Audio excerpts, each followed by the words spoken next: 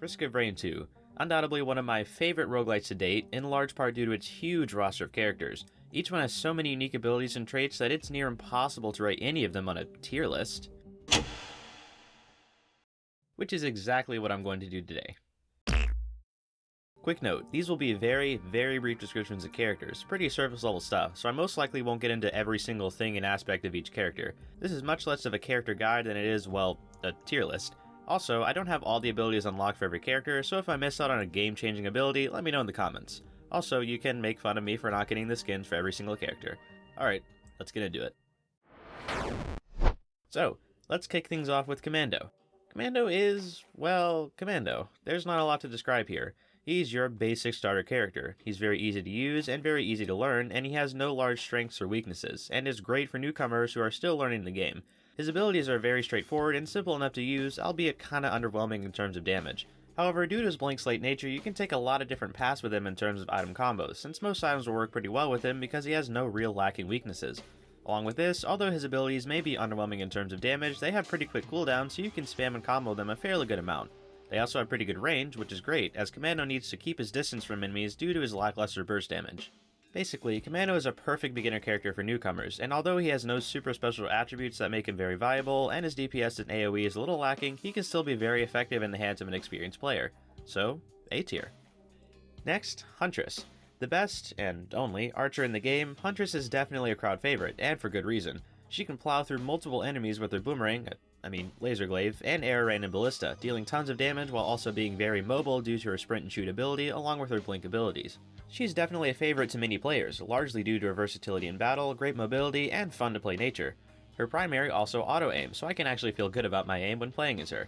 She's extremely mobile and excellent at crowd control, making it a breeze to deal with larger groups of enemies. However, she doesn't do super well at single target damage, and her abilities are catered more towards multi-target than AoE. She's also really squishy. No, not that kind of squishy, I mean she has little health. She can get beat up kind of fast when put in a hard situation, however she is an archer and she has great range, and so you can simply avoid taking too much damage while dealing damage yourself.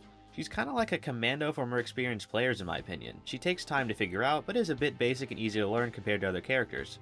Huntress is extremely mobile and versatile, and although she struggles with single target damage and is a bit squishy, her excellent mobility, amazing AoE, and general ease of playing more than make up for her weaknesses. She's definitely a great all-rounder, so we'll put her right... Oh, no. They wouldn't do that. Oh no. I'm just gonna put you right there. We'll just leave that. We'll just leave that for now.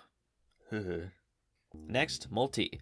The big robot rumbler, this bot has some amazing skills in their arsenal. With 4 unique primary abilities, MUL-T has some pretty great versatility in battle. They are able to do both amazing single target damage along with great multi-target damage and cover close, mid, and long ranges. This is in great part due to their special ability to change their primary at will and hold 1 extra equipment along with their great secondaries. Honestly, I would be fine if they just had their primaries. However, they also have some very fun and effective additional abilities, Blast Canister and Transport Mode, which both further increase their versatility in battle. However, MUL-T does slack in the mobility department. Although they have their Transport Mode, it doesn't give a huge increase in their already slow speed and is only able to give horizontal speed. MUL-T can struggle to get out of a large group of enemies since their Transport Mode can only ram 1 monster before it stops, meaning there's no quick way to escape if needed. In spite of this, with MUL-T's huge damage output, you can most likely kill off any enemies that approach before they can actually group up. MUL-T is most likely the king of versatility and can cover a wide range of options, and even though they have little mobility, they have plenty of DPS, unique abilities, fun combos with items, and are a joy to play. Definitely an A tier. Alright, on to Engineer. The master of tech, somehow more so than the little robot, Engineer is great at taking control of his area, with his turrets and mines. He can deal some huge DPS and do it without you having to lift a finger. The Engineer's most viable weapons is his turrets, so most of the time you'll be taking care of those. Luckily, Engineer has a multitude of ways to do that, with mines and shields and thermal rockets, and while defending turrets you'll also be doing plenty of damage yourself. And speaking of damage, good lord is Engineer able to deal some. No one will be safe, as you just begin to delete enemies automatically. However, the biggest issue I see with Engineer is his playstyle. He has a very indirect, not in the enemy's face kind of playstyle, which prioritizes defense of your turrets over dealing direct damage through your other skills. Your primary is really there to hit anything your turrets can't, and your shield and thermal missiles provide similar support. This one is probably the most opinionated observation of my entire list, but I was just not a huge fan of this playstyle personally. However, I can totally see how this playstyle is fun, and to be honest, I've had fun with it in several cases. Engineer can do amazing damage automatically and quickly take control of an entire area, however, he has a pretty unique playstyle that you kinda just have to enjoy for him to be fun. Then again, the fact that his playstyle is so unique makes him all the more fun and enjoyable. So, definitely an A tier. And up next, Artificer. By far my favorite newt, I think it's a newt? I don't know, whatever it is, it hits, and it hits hard. The Artificer is pretty much the king of burst damage. All of his abilities have pretty huge numbers that can deal amazing single and multi-target damage. The Artificer is kind of opposite to Commando in terms of cooldowns, as the Artificer has pretty long cooldowns but substantial damage. He also has a jetpack, and this pairs perfectly with his very long-range kit, meaning you can hover around and rain terror on your enemies from above. As I stated previously before, his abilities allow him to do both amazing single and multi-target damage, meaning that like MUL-T, he has a huge versatility. He also has some amazing item combos, especially ones that are centered around burst damage. With the right items, Artificer can just obliterate whatever is in his path. However, although this may seem overpowered, the Artificer is hindered by one thing: his longer cooldowns. You really have to manage how and when you use your abilities, since you can use them all up pretty fast and have nothing to use, and you can't just default to his primary as that is also on a cooldown. And this leads to the other issue he has, his primary. It's great in terms of damage, but slow, and has a pretty long cooldown, like the rest of his kit, which means you can't just spam primary while you wait for his abilities to recharge, meaning you really have to focus on managing his abilities and cooldowns. However, most of the time you will have wiped out whatever was in your way long before you run out of attacks to use due to his amazing burst capability, and, if necessary, you can just hover away and wait. The Artificer is the absolute king of quick burst damage, and although he is hindered by his cooldowns, his DPS and versatility more than makes up for it. An easy A tier. Next, Mercenary.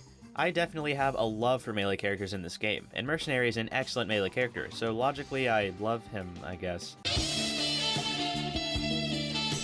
If Artificer was the king of burst damage, then Mercenary is the king of fast and mobile damage. His cooldowns and abilities are built in such a way that there's always an attack to use, and added to that, his abilities make you move, and move fast. These elements combine to make an extremely fast and efficient, well, Mercenary. You can transition from enemy to enemy, dishing out damage and quickly moving all in the blink of an eye. And speaking of eye, his moves also include a lot of iframes, which only encourages you more to get up close and deal quick damage. It feels great to zip around and smack an enemy, then reroll back and trash some other enemies in quick succession. And not only is it fun, but it's also powerful, as Mercenary can do some incredible single target damage and come out unscathed. It has to be noted though that Mercenary is a melee character, which means you'll have to get up in the enemy's face to deal damage. However, Mercenary is well equipped to do so, with his speedy and iframed abilities allowing him to get in and out quickly while dealing significant damage. The only big drawback to Mercenary is his lack of multi-target damage.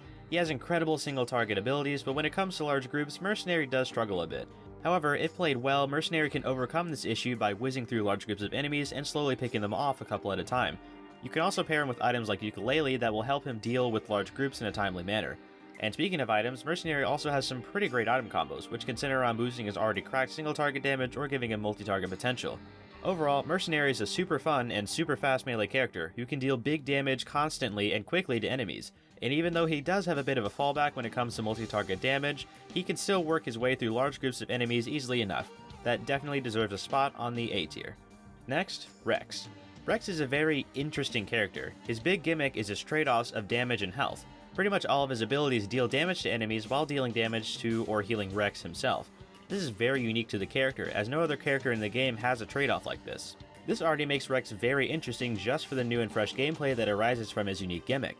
Most of the time while playing Risk of Rain 2, I'm focusing on my HP as I play, but not like when I play Rex. I constantly make sure I have enough health to do this, and making sure I refill this much health to use that ability. It's a lot of focus on his abilities in a very unique way. And when done well, it pays off, as Rex is able to do some amazing single and multi-target damage with pretty astounding range. The health drop-off of his abilities is definitely well compensated in damage, as Rex is one of the highest DPS characters in the game. I mean, Rex can deal some serious numbers, and he can also slow and weaken enemies with his primary, which just adds fuel to the destructive fire. He also has abilities that can heal him, so the health taken away can be regained through strategic use of his abilities. However, Rex is like an anti-melee character. He needs the enemies to be away from him to work best. Once he's up close to his enemies, it's kinda hard to retreat away or quickly clear his enemies, and since many of his abilities deal damage to Rex, you can end up taking too large a burst of damage from yourself and the enemies around you and drop to a really low health. This can be a drawback, as you can't be fighting right in the enemy's face. However, at a good range, Rex is extremely viable, and of course, he has regenerative abilities for these tight situations. Rex is one of the biggest hitters in the game in terms of raw DPS with a very interesting and fun gimmick, and even though you have to keep your distance and always be managing your HP, he's undoubtedly an extremely fun and unique character to play. Definitely an A tier in my book. Next, Loader. I have a bias here, I'm sorry, but I will be fair. Or I'll try. Loader is large, powerful, and right in the enemy's face. Literally. Every single move in her arsenal, save for her special, is melee based, and she is practically always in the enemy's business. And boy should they move, because she can pack a punch, with her primary dealing tons of damage, and especially with her gauntlet, which deals a max of 2,700% of her damage. Playing Loader is pretty straightforward. Build speed, punch, and use your primary in the in-between time, but it never gets old for me, because although Loader is one of the slowest characters in the game, she is one of the fastest. Her grapple and gauntlet can cover so much distance so quickly it's insane, and she can cover just as much vertical distance as she can horizontal, and she takes no fall damage. So basically, you'll be swinging around wherever you want, punching enemies all day, which is so fun to do, and she has tons of health and gains a temporary shield from attacking enemies, so you're pretty much always going to be right in the enemy's face. However, no matter how much I admire her, she does have her downfalls, which need to be heard. Her biggest downfall is her range. She has none. Her special has some, but is very limited in range and damage. Basically, you'll have to personally see your fists into the face of each enemy, which can get overwhelming as you have to dive straight into the enemy action in order to deal damage, which can get dangerous. However, she's definitely built with this in mind, as she has outstanding health to endure hits. She also struggles with multi-target, as her gauntlet, her main source of damage, is pretty much all single target, meaning enemies can group up if you're not careful. However, her gauntlet can fire her through enemies, so if they're grouped up tightly enough, you can just plow right through them. And you always have your special to help take out smaller enemies automatically.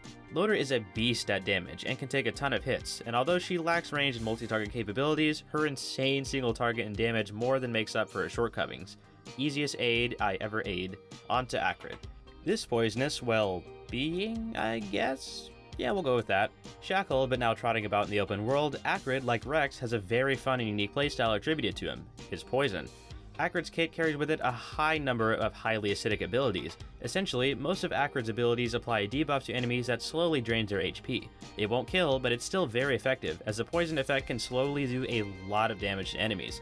And poison isn't the only way Acrid can deal some damage, as along with being poisonous, all of Acrid's abilities deal plenty of regular damage. Acrid has some pretty good numbers, and definitely shines with his multi-target capabilities. In terms of character type, Acrid is a melee character in terms of his primary, but most of his other abilities are ranged, so it's a fun middle ground of in the enemy's face playstyle along with ranged play as well. Also, his cooldown timers are pretty low, so you're never short on abilities to use while playing him, and even though they have short cooldowns, surprisingly they do pretty great damage, from the raw DPS along with the poison effect they apply to enemies. Unfortunately, Acrid does suffer in the single target damage compartment as he's built more in line with multi-target. This means that you may get in some sticky situations when dealing with smaller amounts of large or elite enemies. However, Acrid can definitely manage himself pretty great as he is pretty bulky health-wise. Acrid is an extremely fun mashup character of close-up and ranged play, and can deal plenty of multi-target damage with his regular poison damage, and although he lacks strong single-target damage, he definitely makes up for it in terms of his general DPS capability and his larger amount of health. Definitely deserves a spot on the A tier. And last but not least, we have Captain.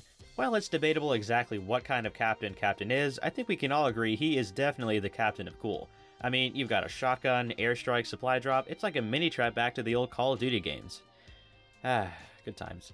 Captain is definitely one fun character to play, as you run around shotgunning enemies and airstriking and tasing them to oblivion. He is pretty new to the game, just coming with the 1.0 update, so not a ton is known about him right now compared to other characters, but from the play I've already had, I'm really enjoying him. His shotgun can work at close range, obviously, and mid-range with the Shrieking Barrel, and his airstrikes and taser can work at pretty long ranges. His supply drops are also super helpful, and because of them he is one of the very few characters in the game who can act as a support on multiplayer, which is awesome, since this is pretty rare, as most characters' only support ability is killing the enemies in the other player's paths.